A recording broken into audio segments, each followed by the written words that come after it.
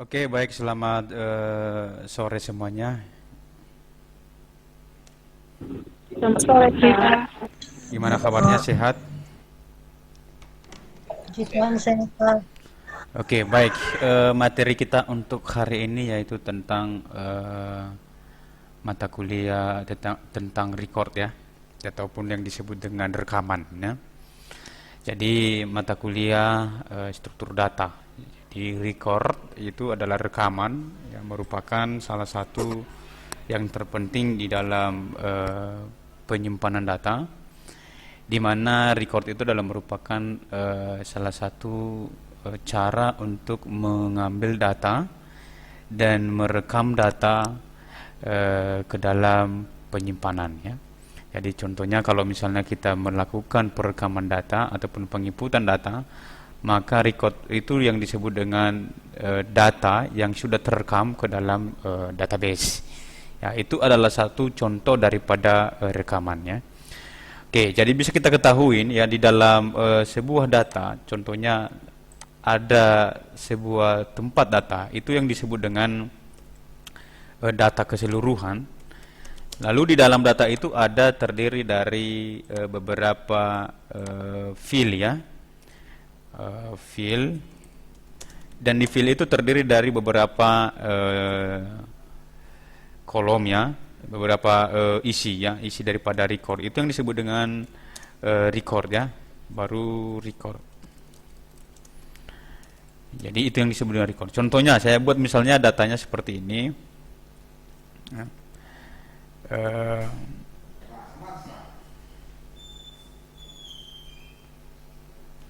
Datanya seperti ini. Bisa kita lihat seperti. Oke, jadi seperti inilah caranya kita buat baris misalnya seperti ini.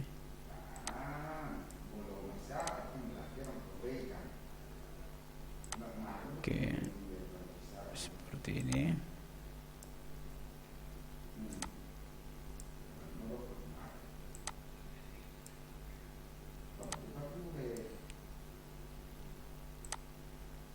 Oke, seperti inilah contohnya barisnya. Oke, bentuk datanya. Jadi di sini adalah disebut dengan dari field.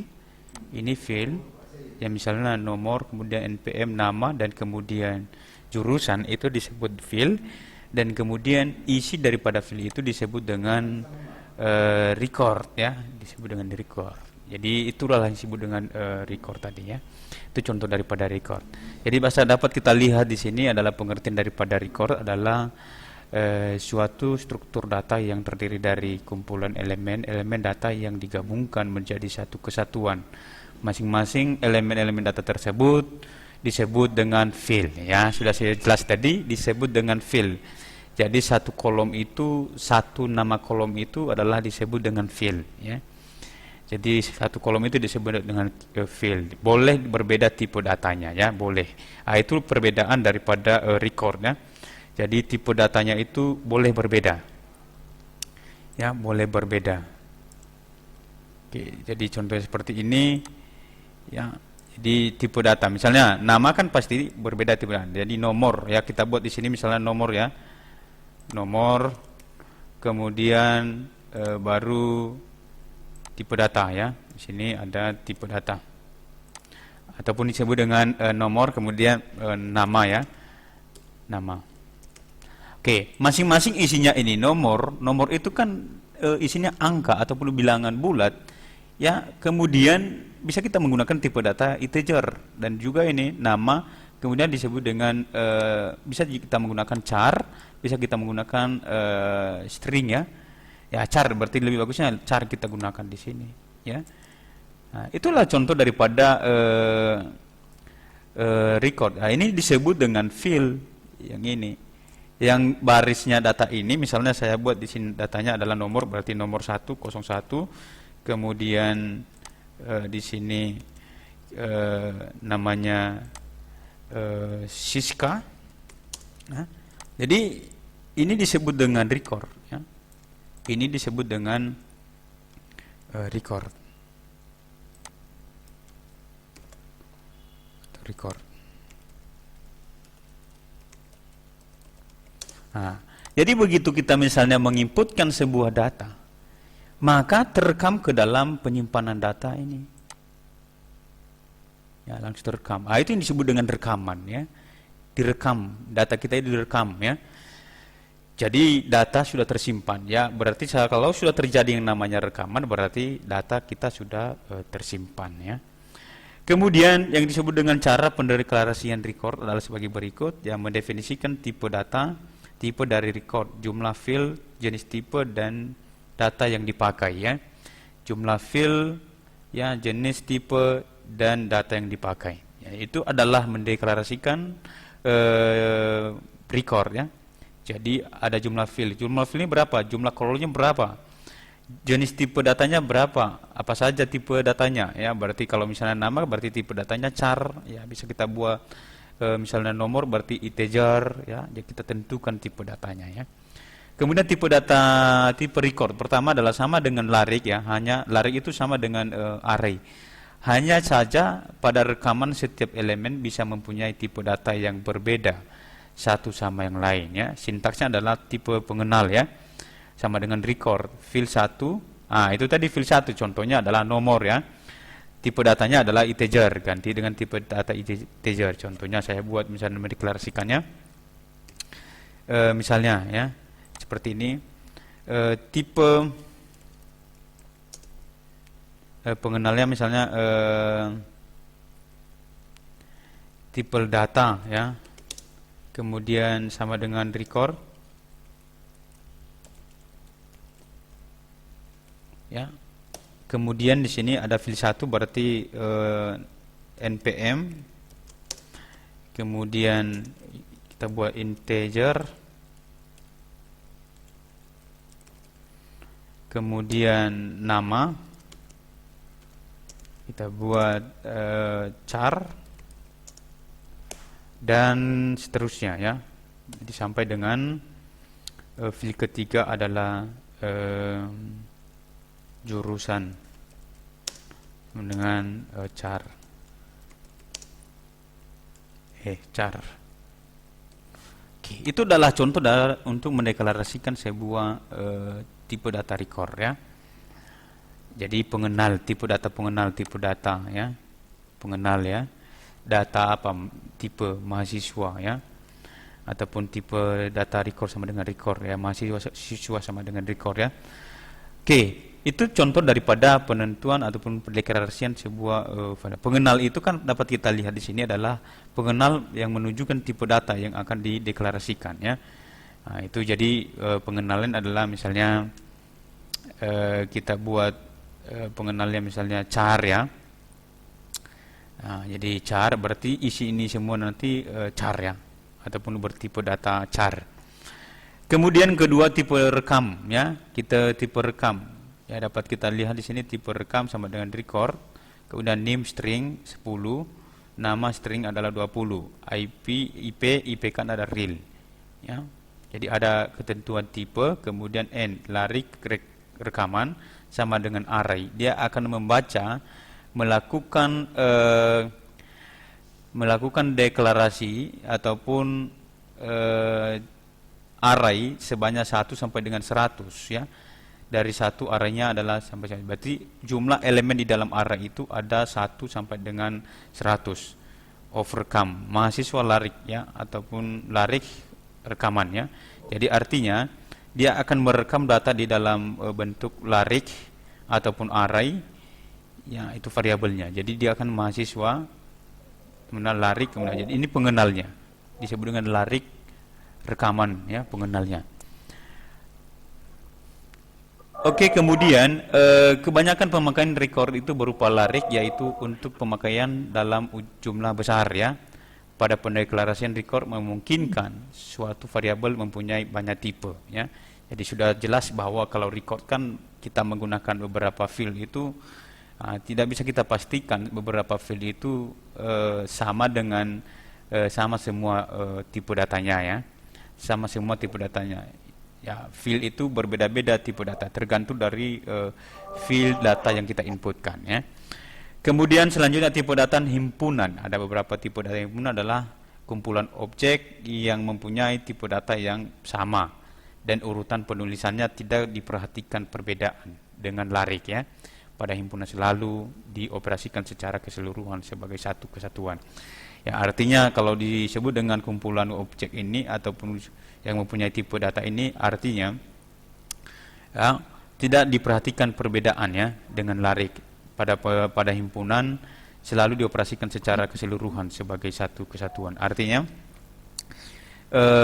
lebih mengutamakan ataupun lebih memprioritasikan ya data yang keseluruhan ataupun yang disebut dengan sama ya keseluruhannya. Kemudian yang kedua, sintaks tipe pengenal sama dengan set of tipe data ya. Keterangannya adalah pengenal adalah nama perubahan ataupun pengenal yang akan dinyatakan sebagai tipe himpunan ya. Jadi kita buat sebuah nama perubahan data seperti misalnya tipe data char, seperti misalnya data mahasiswa, seperti data seperti data 1, data 2 ya, seperti itu. Kemudian tipe data file adalah merupakan kumpulan dari record. Sudah jelas tadi, kumpulan semua data itu disebut dengan base data ataupun disebut dengan database. Dan kemudian di dalam database itu ada beberapa file ya, dan di dalam file itu ada beberapa record ya. File digunakan untuk, jadi bisa disimpulkan bahwa record itu adalah baris isi di dalam file ya. Baris isi data dalam file ya. Oke.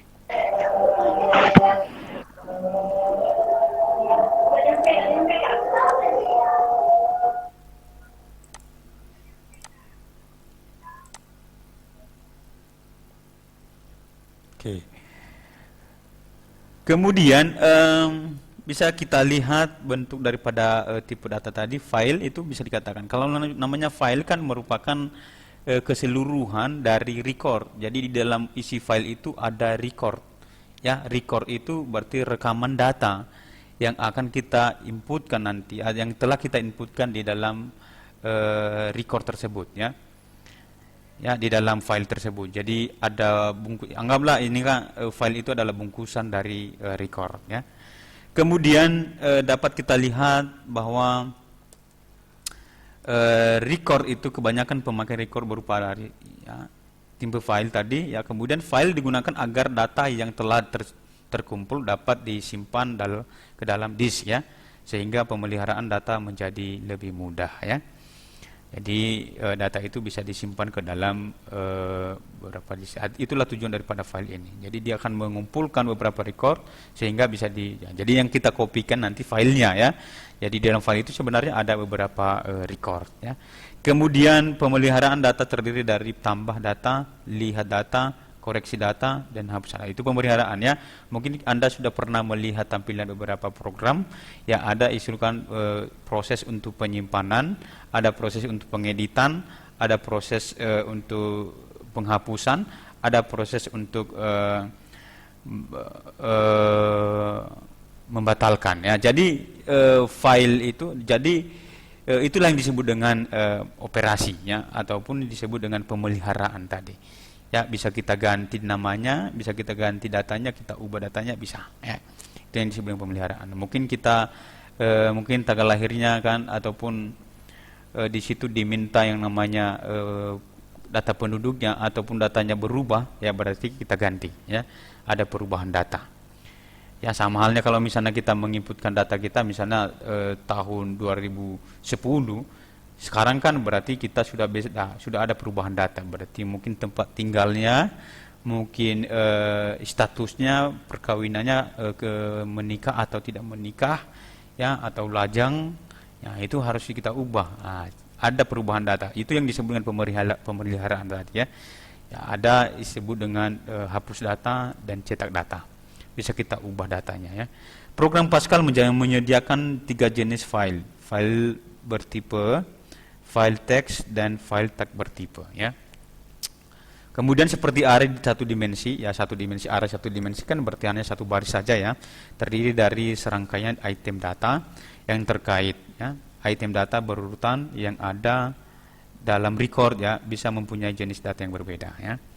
Itu contoh daripada record ataupun satu dimensi. Satu dimensi itu kalau ada satu baris ya, satu array, ataupun kalau dikatakan dua dimensi berarti ada dua data ataupun dua baris data dan kolom ya. Kemudian NIP ya, ini contoh mengorganisasikan 3 item ya. Berarti ada item pertama adalah NIP, item kedua adalah nilai, item ketiga adalah lulus ya. Jadi setiap item ini berbeda-beda, tidak ada yang sama ya. Makanya item data berurutan yang ada dalam record adalah bisa mempunyai jenis yang berbeda ya, seperti ini ya. Jenisnya berbeda, berarti NIP berbeda, kemudian nilai berbeda, kemudian lulus berbeda ya. Kemudian array record ya, kumpulan 2 atau lebih record ya, deklarasikan array record. Pertama variabel ya, ini caranya. Variabelnya pertama adalah mahasiswa ya, harus disebutkan pengenal array. Nanti dia akan memproses data itu berdasarkan dari array ya, berarti 1 sampai dengan 5. Jadi dia akan menentukan jumlah elemen di dalam array itu adalah sebanyak 5 of record ya.